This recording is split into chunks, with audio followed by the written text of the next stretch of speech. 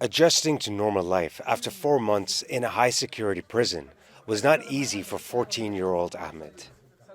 Despite his ordeal, he has great ambitions. He wants to be a lawyer, he says. He was among the youngest of the many Palestinian children released from Israel's prisons during a short-lived truce last month. But to his and his father's surprise, he was barred from resuming his classes at a public school in occupied East Jerusalem.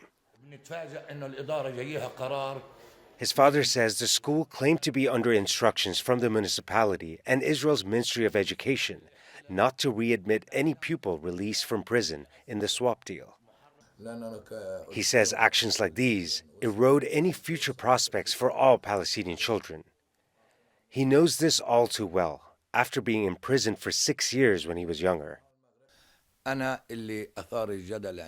raised this issue on social media because it affects everyone in the Jerusalemite community. We are a people under occupation. Our children are exposed to arrest at a rate of 70% today or much more. Most of our children are exposed to being jailed, and if they are barred from school, it is a disaster for our society. Despite a number of issues with the education system here in the occupied territories, education is and will remain a fundamental right for all children. Denying them that right would be a breach of international law. Mohammed Dahle is a member of Israel's Bar of Attorneys.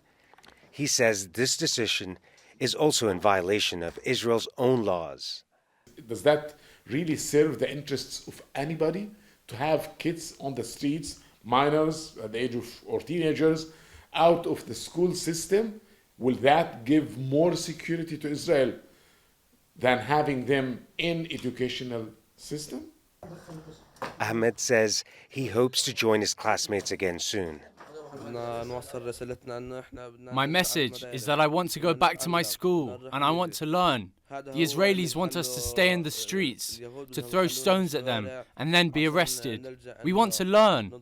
There's been no official announcement from Israel preventing former detainees from resuming their studies. But many here say these decisions are being enforced by right-wing members of Israel's government, exploiting the war on Gaza to extend the reach of Israel's occupation of the Palestinian people. Rahul Radhakrishnan, TRT World, occupied East Jerusalem.